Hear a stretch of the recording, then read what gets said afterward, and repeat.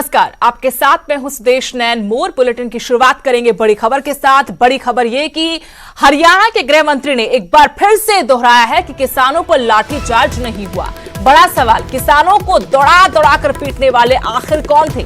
जब लाठीचार्ज हुआ ही नहीं तो जांच किस बात की? एक बार फिर से गृह मंत्री अनिल विज की तरफ से कहा गया कि जब लाठीचार्ज नहीं हुआ तो फिर किस बात की जांच करवाई जाए। मैं पहले ही कह चुका हूं और अब फिर दोहरा रहा हूं, कोई वीडियो नहीं आए, कोई लाठीचार्ज नहीं हुआ। 10 सितंबर को पीपली में किसानों पर लाठीचार्ज हुआ था। कई नेताओं ने लाठीचार्ज को दुर्भाग्यपूर्ण भी बताया था, लेकिन गृह मंत्री अनिल विज ने इस बात को सिरे से नकार दिया है। पहले भी नकारा था, एक बार फिर से गृह मंत्री अनिल विज की तरफ से कहा गया कि जब लाठीचार्ज हुआ ही नहीं तो फिर जांच किस बात की? मैं पहले भी कह चुका हूं, एक बार फिर से दोहरा रहा हूं कि लाठीचार्ज नहीं हुआ। जहां किसानों को लेकर संग्राम छिड़ा है, हरियाणा में पीपली में किसानों पर जो लाठीचार्ज हुआ उसकी हर तरफ घोर निंदा की गई। इस पर सियासत भी हुई, किसानों को दौड़ा दौड़ा कर पीटा गया, कई किसान जख्मी हुए। तस्वीरें भी आपको दिखा रहे हैं किस तरीके से खाकी वर्दी वालों ने किसानों को बेरहमी से, बेदर्दी से पीटा। और कई वीडियो ऐसे वायरल हुए हैं हरियाणा के अलग अलग जगहों से जहां किसानों पर लाठीचार्ज हुआ था, लेकिन प्रदेश के गृह मंत्री को ये तस्वीरें नजर नहीं आ रही। गृह मंत्री ने कहा कि जब किसानों पर लाठीचार्ज हुआ ही नहीं तो फिर जांच किस बात की? कई नेता, विपक्षी दल इस मामले की जांच की मांग कर रहे हैं। इसी मांग पर यह जवाब एक बार फिर से प्रदेश के गृह मंत्री अनिल विज की तरफ से कि जब लाठीचार्ज हुआ ही नहीं तो फिर जांच किस बात की? कोई वीडियो नहीं, कोई लाठीचार्ज नहीं हुआ, लेकिन वीडियो आपके सामने है किस तरीके से पुलिस वाले किसानों पर लाठियां भांज रहे हैं। हुआ ही नहीं तो जांच किस बात की? कोई बताए कोई लाठीचार्ज हुआ ही नहीं, किस बात का लाठीचार्ज? हम किसानों पे लाठीचार्ज करेंगे? क्यों करेंगे किसानों पे लाठीचार्ज? कोई लाठीचार्ज नहीं हुआ। सरकार का बिल्कुल आदेश था कि कोई लाठीचार्ज नहीं करना किसानों पे। तो एक तरफ किसान अपने आप को, किसानी को बचाने के लिए सड़कों पर संग्राम करने को मजबूर हैं और फिर उन पर लाठीचार्ज होता है। तब जब लाठीचार्ज की बात उठती है तो गृह मंत्री कहते हैं कि ऐसा कुछ हुआ ही नहीं। मेरे सहयोगी चंडीगढ़ से मनोज कुमार जुड़ गए। मनोज, लाठीचार्ज जो हुआ था किसानों पर, उसकी मांग की जा रही, खुद सरकार की सहयोगी पार्टी जेजेपी के नेता ये मांग कर चुके हैं, लेकिन गृह मंत्री कहते हैं कि जब लाठीचार्ज हुआ नहीं तो फिर जांच किस बात की? क्या सिर्फ गृह मंत्री को यह नजर नहीं आ रहा? देखिए सुदेश, अनिल विज जो कि गृह मंत्री हैं हरियाणा के, वो आज भी अपने स्टैंड पर कायम हैं और उन्होंने एक बार फिर से इस बात को दोहराया है कि पीपली में 10 सितंबर को कोई भी लाठीचार्ज हुआ नहीं है।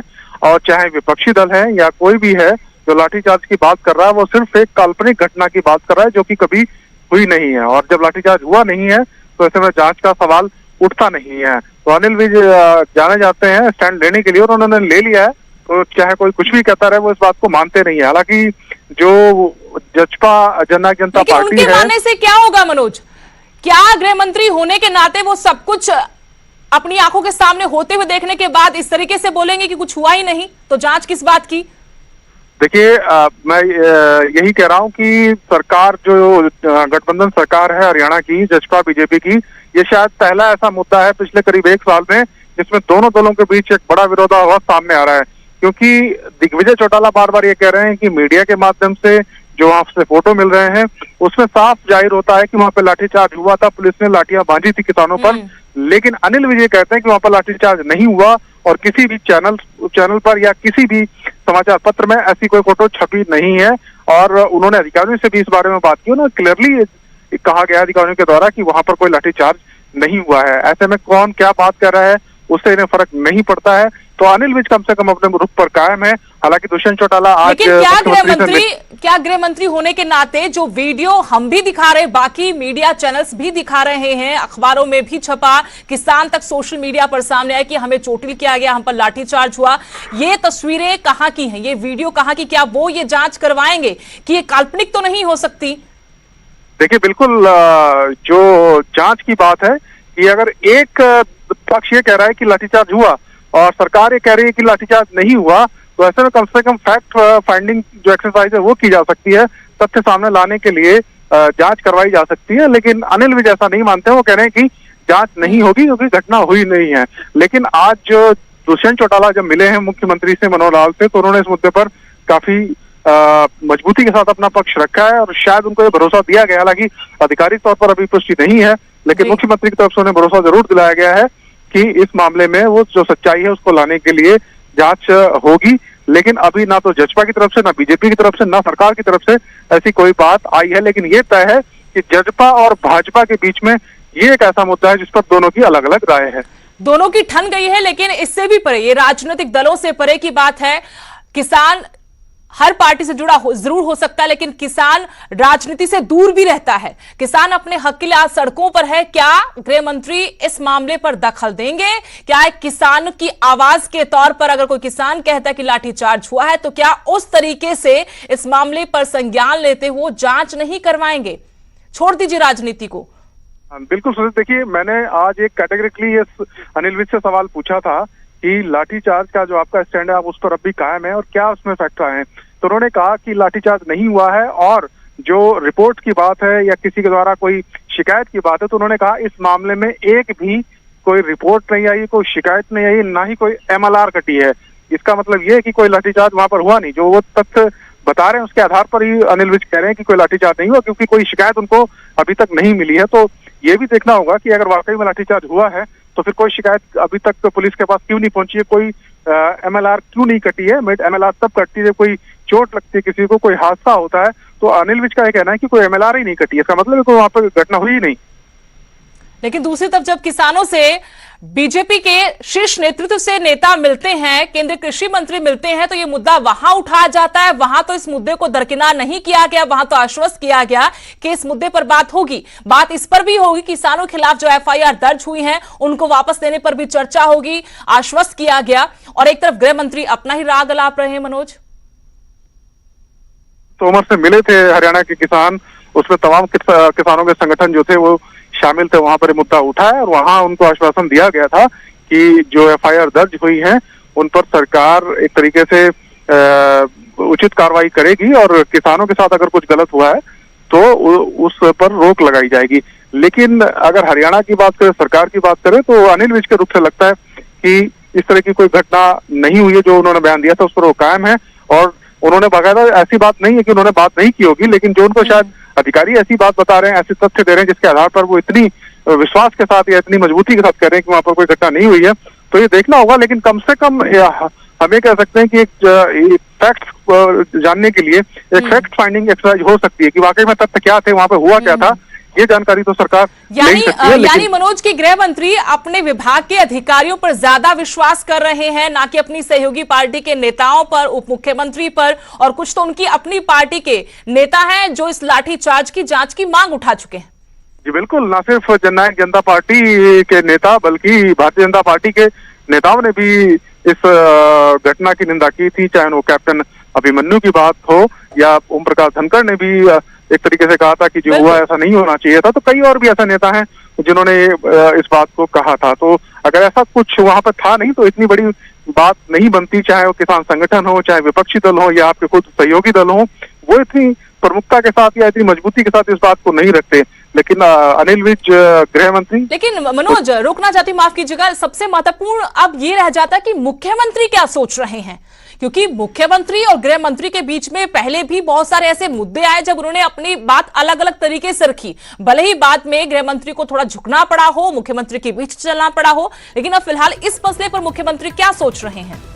देखिए सुदेश, बहुत जल्दी हमें इस मामले में कुछ ना कुछ फैसला देखने को मिल सकता है, क्योंकि जननायक जनता पार्टी की ये का सवाल बन गया है। बाकायदा दिग्विजय चौटाला ने तो कह दिया कि किसानों पे जो लाठी पड़ी है वो किसानों पे नहीं बल्कि देवीलाल के परिवार पे पड़ी है, हमारे परिवार पे पड़ी है और इसका उन्हें खेद है और वे मानते हैं कि वहां पे लाठीचार्ज हुआ है, वो पूरी तरीके से किसानों के साथ हैं। लेकिन गृह मंत्री ऐसा नहीं मानते हैं, वो अलग बात है। लेकिन मुख्यमंत्री से उन्होंने इस मुद्दे पर बातचीत की है और मुख्यमंत्री ने उनको जरूर इस बारे में आश्वासन दिया होगा और औपचारिक तौर पर जो भी फैसला सरकार की तरफ से होगा वो शायद हमें आज शाम तक या कल तक देखने को जरूर मिलेगा, क्योंकि दुष्यंत चौटाला ने बहुत दबाव के साथ और ये कहा है मुख्यमंत्री को कि इससे सरकार की जो छवि है किसानों के बीच में वो खराब हो रही है और ऐसा होना भी नहीं चाहिए था, और अब हुआ है तो कम से कम डैमेज कंट्रोल करना होगा। सत्ता तक पहुंच गई उस राजनीतिक पार्टी की शुरुआत पर ही अब बड़े सवाल खड़े हो गए। शुक्रिया मनोज तमाम जानकारी के लिए। तो दुष्यंत चौटाला की तरफ से मुख्यमंत्री तक ये मुद्दा उठाया गया है कि लाठीचार्ज हुआ था, अब इस मामले की जांच करवाए, लेकिन प्रदेश के गृह मंत्री अनिल विज को नजर नहीं आ रहा कि कहीं लाठीचार्ज किसानों पर हुआ था। मीडिया तमाम रिपोर्ट्स हैं जिनके हवाले से बार बार सरकार पर सवाल उठे, सरकार की पुलिस कार्यप्रणाली पर सवाल उठे कि किसानों पर जिस तरीके से बर्बरतापूर्ण तरीके से लाठीचार्ज हुआ उसकी जांच होनी चाहिए। खुद बीजेपी के प्रदेश अध्यक्ष और तमाम दूसरे चेहरे बीजेपी के मांग कर चुके हैं कि जो हुआ गलत हुआ, इस मामले पर जांच होनी चाहिए, लेकिन प्रदेश के गृह मंत्री कहते हैं कि जब लाठीचार्ज हुआ ही नहीं तो फिर जांच किस बात की।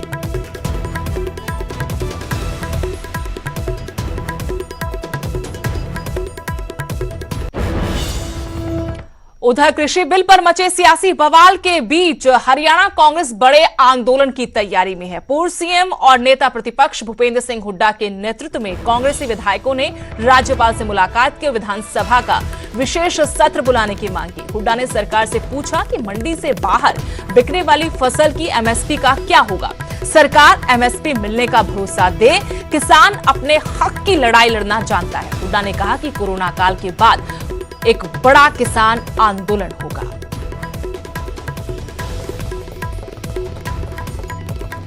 साहब को हमने आग्रह किया है कि असेंबली का स्पेशल सेशन बुलाया जाए, क्योंकि वहाँ पे हमने एडजर्नमेंट मोशन भी दे रखा है, एक प्रस्ताव भी दे रखा है। जो ऑर्डिनेंसेस आए हैं एग्रीकल्चर पे तीनों, उनके विरोध में, क्योंकि ये किसान विरोधी ऑर्डिनेंसेस हैं, जिससे किसान, मजदूर और जो आपके व्यापारी आड़ती हैं, तीनों को नुकसान होगा।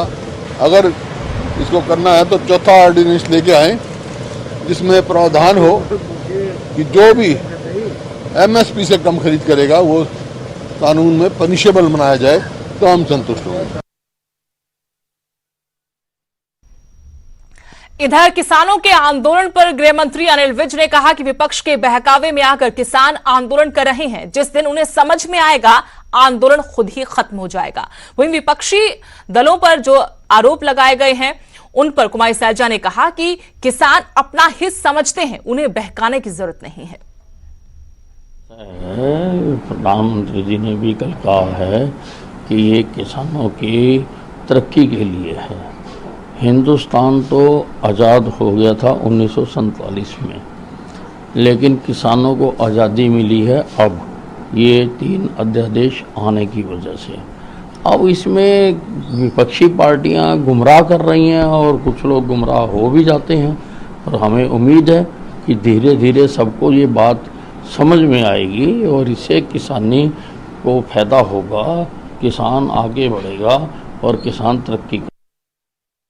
प्रोग्राम है आज पौधा रोपण का गोइंका स्कूल में, वहाँ भी जाएंगे और अपने किसान साथियों से भी मिलेंगे।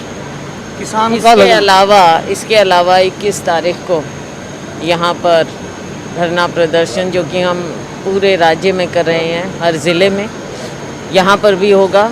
और यहाँ हमारे नवनियुक्त प्रभारी हैं श्री विवेक बंसल जी, वो खुद यहाँ आएंगे 21 तारीख को। जो हमारे मजदूर, किसान, आड़ती भाई हैं, सब में बवाल मचा हुआ है और ये देश की, हमारे राज्य की अर्थव्यवस्था को खराब करने का और निजी हाथों में बेचने का जो भारतीय जनता पार्टी का षड्यंत्र है, ये उसका हिस्सा है।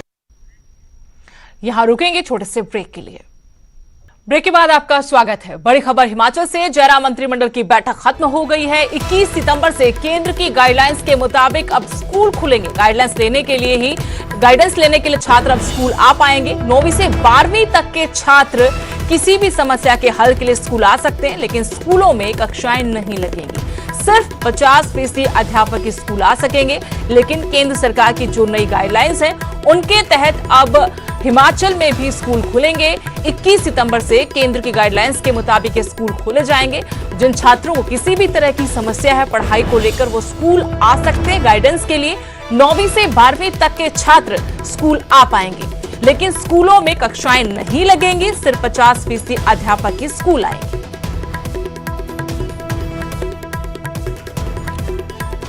शिमला से मेरे सहयोगी प्रदीप ठाकुर फोन लाइन जुड़े हैं। प्रदीप, अब केंद्र की गाइडलाइंस के मुताबिक हिमाचल प्रदेश में सरकार स्कूल खोलने जा रही है, क्या और जानकारी है और क्या तैयारी सरकार की ताकि सुरक्षित रहे मासूम जो भी अपने सुझावों के लिए किसी समस्या के लिए स्कूल आना चाहते हैं? बिल्कुल सुदेश, देखिए अभी कुछ देर पहले ही हिमाचल कैबिनेट की बैठक खत्म हुई है और इसमें जो महत्वपूर्ण निर्णय लिया गया है वो यही है कि 21 सितंबर से जो केंद्र सरकार की गाइडलाइन है और जो एसओपी जारी की गई है उसके मुताबिक ही स्कूल खुलेंगे और तमाम शैक्षणिक संस्थान जो प्रदेश के हैं वो सभी खुलेंगे और उसमें 9वीं से लेकर 12वीं तक के छात्र वो गाइडेंस लेने के लिए आ सकते हैं, लेकिन उन्हें अपने अभिभावकों की लिखित अनुमति वो लानी होगी, उसके बाद ही उन्हें स्कूल में एंट्री मिलेगी। और इसके साथ साथ जो अध्यापक हैं वो एक दिन के गैप में यानी 50% अध्यापक एक दिन और 50% अध्यापक दूसरे दिन वो स्कूल आएंगे और स्कूलों से ही ऑनलाइन पढ़ाई करवाने की व्यवस्था भी की जाएगी। और जो गाइडेंस लेने के लिए छात्र आ रहे हैं वो उनको भी वो अध्यापक जो है वो पढ़ाएंगे, लेकिन कक्षाएं जो है वो स्कूलों में नहीं लगेगी।